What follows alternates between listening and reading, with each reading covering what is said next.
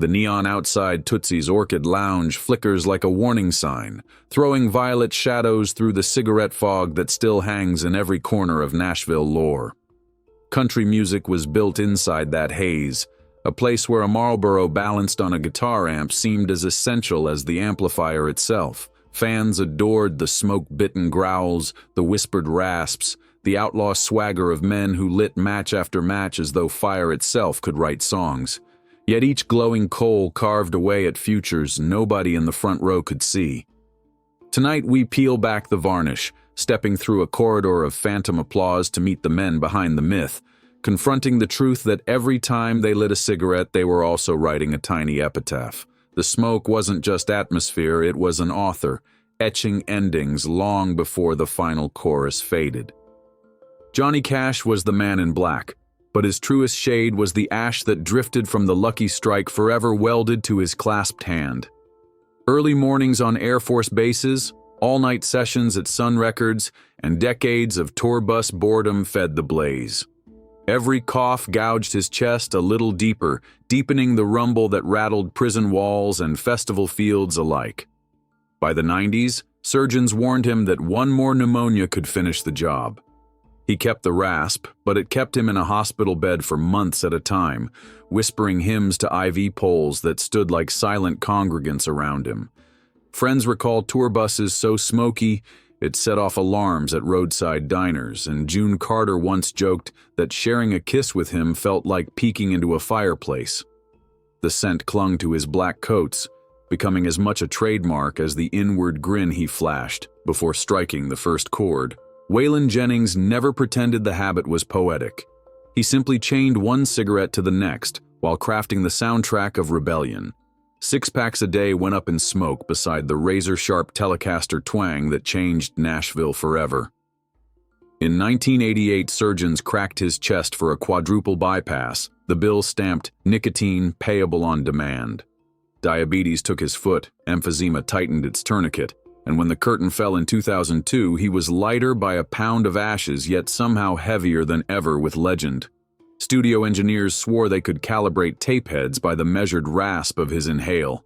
When he finally tried nicotine patches, they blistered his skin, leaving him muttering that even the Cure wanted a pound of flesh. He tossed them aside and reached for another pack, as predictable as sunrise in the desert.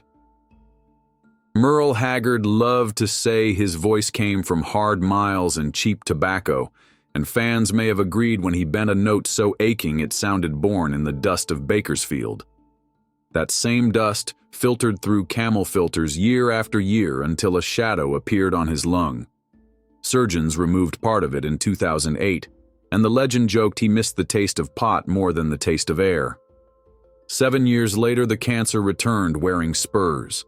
Haggard breathed his last the morning he turned 79, the sky above his ranch bluer than the smoke that shaped his sound. Doctors advised vocal rest, but recording deadlines laughed louder. He would finish a track, light up, and pace the hallway until the smoke cleared enough to see the mixing board. One producer counted 30 cigarettes in a single 12-hour session, each one another notch etched into the mahogany timbre fans loved. Willie Nelson is the last outlaw standing, proof that luck, genetics, and a stubborn grin sometimes outrun statistics. He puffed tobacco, then traded to cannabis, then swore off anything that burned after breathing scares grounded his tour buses in 2019. He still inhales, often through a vapor pen, but the old man with braids knows each draw courts danger. Listen closely, and the once butter-smooth tenor now wobbles like a porch swing in prairie wind, reminding everyone that even icons pay rent on borrowed lungs. Nelson's roadies kept coffee cans under the drum risers, ready to extinguish forgotten butts before they started literal fires. He called quitting switching to a different verse, yet spent sleepless nights wondering if the encore was close. Even the red-headed stranger feared a silence too complete to sing through. Hank Williams Sr. was a firework in a mason jar, brilliant and doomed from the moment the fuse caught. Chronic pain, pills, whiskey, and unfiltered smokes mixed into a cocktail stronger than any honky-tonk jukebox. On New Year's Day, 1953, his driver found him in the back seat of a pale Cadillac, cigarette butts on the floorboards, and no heartbeat to answer his own sad songs. He was 29, but his lungs looked 90. Photographs from his final tour show fingers yellowed like old violin varnish and a set list covered in burn holes. The music soared anyway, proof that genius sometimes travels on faulty wings, but the post-mortem revealed a respiratory system shredded beyond anything booze or heartbreak had managed. George Jones could hit notes nobody else dared, yet between songs he coughed so hard the band worried he might collapse on the snare drum. Cocaine chased nicotine down his throat through the 70s, until a doctor pointed to a chest x-ray that looked like winter branches against a white moon. Jones finally quit smoking, but the cost was already booked. When he died in 2013, his voice was immortal. His lungs were not. He earned the nickname No-Show Jones partly because coughing fits left him backstage gulping steam while fans chanted his name. He once joked that a carton of Winston was cheaper than therapy, though the therapy might have bought him a few more octaves in his twilight shows. Keith Whitley idolized Jones and inherited more than the talent. He drank vodka like water and sparked a cigarette to keep rhythm with each swallow. The exquisite smoke in his tone made a 25-year-old sound ancient, but his body kept the honest calendar. One spring morning in 1989, he collapsed in his own Nashville home, lungs and liver exhausted from trying to out-sing destiny. He was 34, forever young and forever gone. Lori Morgan later described the living room at dawn: empty glass, half-burned filter in an ashtray, demo tape still spinning. That tableau became the still life of a man racing himself, and it hangs silently in every conversation about talent lost to the slow duel between fire and flesh. David Allan Coe strutted across stages wearing rattlesnake tails and bad reputations, but backstage an oxygen tank waited like an uninvited roadie. Years of smoke sandpapered his throat, until the growl became a wheeze. Still he puffed, claiming the rasp was worth the risk, though fans noticed longer pauses, shorter sets, and a tube hidden just off stage for emergencies. Onlookers claim he took oxygen, removed the tube, hit a cigarette, then replaced the mask in one grim parody of a magic trick. Nobody laughed, yet nobody interrupted.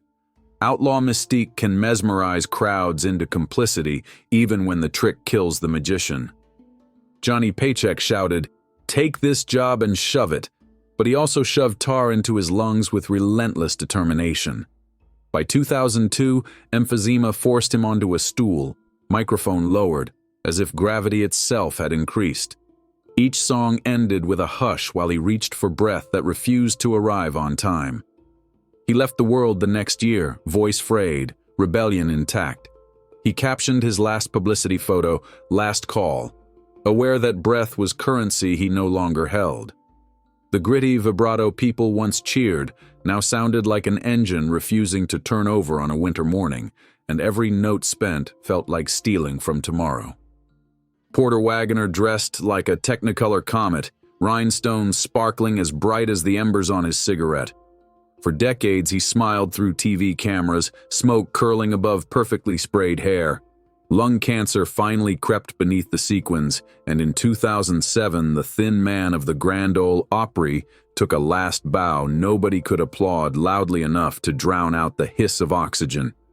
Backstage, he would tap ashes onto the satin lining of his rhinestone jacket, then brush them away with a wink, as though mortality were just another fleck to be dusted off under brighter lights. Smoky scent outlasted even the glitz, lingering in dressing rooms long after the cleaners left. Marty Robbins raced cars and hearts, living faster than the cigarettes between his lips could keep up. 3 heart attacks struck like poorly timed drum fills. The first scared him, the second warned him, the third stole the encore in 1982. Fans still sing El Paso, imagining the high notes he might have chased had his vessels not been clogged with tar. When the third heart attack struck, he was reviewing race footage, cigarette dangling. Paramedics found the tape still playing. The man who adored speed never outran the one thing he refused to put down: proving that velocity without caution is just another path to stillness. Buck Owens built Bakersfield's bright Telecaster twang, but the clarity of that sound slowly deserted his own throat. Long tours, desert dust, and constant smoke dulled the once razor-sharp tenor until by 2005 he sometimes whispered through verses fans remembered as shouts. He laughed it off, but the final laugh belonged to the habit he could never quite quit. He tried menthols thinking they were gentler, but they merely iced the blade that was already cutting. Guitar twang stayed bright, yet his breaths grew dim, and crew members began to measure sound checks by how many coughs erupted between verses. Roger Miller joked about everything, even the cigarette perched on his lip while he performed King of the Road. Offstage, he punched the air with hacking coughs that no punchline could soften. Throat and lung cancer teamed up, silencing country's court jester in 1992. They say Miller scribbled jokes on cigarette papers, rolling humor and habit into a single cylinder. The last of those jokes went up in a hospital courtyard, smoke curling past a no smoking sign he pretended not to see. Tom T. Hall wrote stories so vivid listeners swore they could smell the honeysuckle, though they were just catching drifting smoke from the tip of his cigarette. In the 90s, his warm baritone suddenly cracked, audiences shrinking as his phrasing grew shorter. He stepped away, letting lyrics survive where his breath could not, proof that words outlive the voice that births them. Hall retired to a farm where the only haze should have been summer dust, yet mornings found him on the porch sculpting smoke into drifting punctuation for whatever lyric floated by. Eventually, even the birds fell silent, listening to the wheeze behind the words. Jerry Reed played guitar faster than most people could think, fingers flying while smoke curled between knuckles. By the late 90s, the Fleet riff slowed, wheezes filled the rests. Ever the showman, he joked the cigarettes kept time for him, but emphysema kept a stricter tempo. When he passed in 2008, pickers saluted with licks. The air smelled faintly of tobacco and pine wood. Reed's licks slowed, but his wit never did. He quipped that emphysema was the harshest critic he ever faced, giving every solo a thumbs down before the first bar. Crowds roared, but the laugh always ended in a cough he tried to hide behind the big G chord. Conway Twitty built a career on velvet whispers that set radios sizzling. Cigarettes kept those whispers airy, but also carved tunnels in arteries until an abdominal aneurysm burst without warning in 1993. Surgeons fought, but the quiet crooner sang no more. Fans still slow danced to Hello Darlin', unaware of the cost stamped in ash. Pronouncing vows at his daughter's wedding, Twitty paused to draw breath, the microphone catching a faint rattle. Guests pretended not to notice, but later admitted the love song that followed felt like both blessing and goodbye. Vern Gosdin carried the nickname The Voice, and in the beginning he deserved every syllable. Over years the baritone thickened, then thinned, as smoke snaked through bronchi, leaving scar tissue like barbed wire. COPD stole volume and range until he seemed to sing from the far end of a tunnel. In 2009, the tunnel closed, echo still beautiful, source forever silent. Gosdin kept inhalers in every guitar case, yet preferred the quicker comfort of flame. Bandmates learned to start songs a half step lower on bad nights, disguising the shrinkage of range with key changes nobody mentioned in interviews. Don Williams was the gentle giant, a man who made soft syllables feel like warm blankets, yet even blankets smolder when exposed to fire long enough. Emphysema shadowed his farewell tours. Crowds noticed longer pauses, deeper breaths, the tremor of someone counting remaining songs like remaining matches. He left in 2017, library quiet to the end. Williams signed albums at meet and greets where he encouraged fans to give up cigarettes while quietly slipping outside for one himself. The contradiction was not lost on him. He called it, "Do as I sing, not as I inhale," a joke that never felt funny by the end.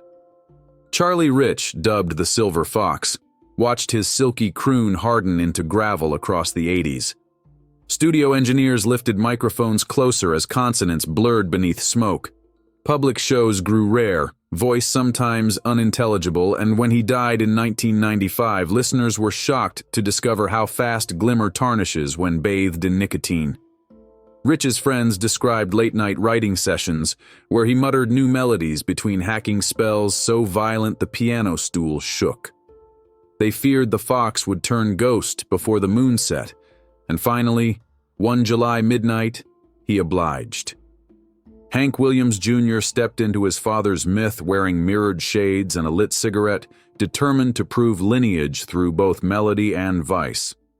After a near-fatal fall off Ajax Mountain, he lit up in the hospital parking lot, muttering that one scare was enough but quitting was too much. Decades later, he still leans over the mic stand, rumble intact yet thinner, proof that heritage can be both gift and curse. Hank Jr.'s crew carries a tackle box filled with throat lozenges, inhalers, and backup lighters, the duality of survival and surrender etched in metal. Before each show, he opens the lid, chooses his weapon, and steps into the lights chasing both legacy and eclipse. So what do we make of this catalog of gravel, glory, and grief? Cigarettes sculpted the soundtrack of rural rebellion, welding extra grit onto chords that would have sounded clean without them. The habit fit the image so perfectly that fans often cheered the plume instead of fearing the price. Yet behind every encore stood a hospital corridor, behind every sold-out night a morning spent gasping for breath. Some legends escaped by luck, others by late conversion to nicotine gum, but many never saw the finish line because the race ended inside their chests. Close your eyes and replay Cash growling hurt, or Haggard bending Mama tried, or Jennings riding the groove of Are you sure Hank done it this way? Those notes arrive wrapped in shadow, the echo of lit ends flicked into coffee cans backstage. Their records are monuments to human contradiction, beauty forged in damage, triumph purchased with pain. Now open your eyes to a present where the neon still flickers, but more guitars hang unplugged than before. Younger singers watch these cautionary tales and reach for herbal tea instead of a Camel. Yet the myth lingers. The next time smoke rises above a stage, remember the names etched in that cloud, the stories of lungs traded for applause. Ask yourself whether the outlaw glint or the silky whisper is worth the soft, slow suffocation that followed. Which voice do you hear differently now? Which song feels heavier than it did 5 minutes ago? Tell the truth in the comments, because every confession keeps the conversation alive. And if you think this reckoning was intense, wait until you learn how a shot glass shaped half the hits on your favorite playlist. That story is already smoldering, and the sparks are headed straight for you. The jukebox keeps spinning, but the room is quieter right now. If even one viewer crushes a half-finished pack after hearing these tales, the ghosts have won a sliver of justice today. The stage is yours. Decide what drifts into light and what smolders in the ashtray.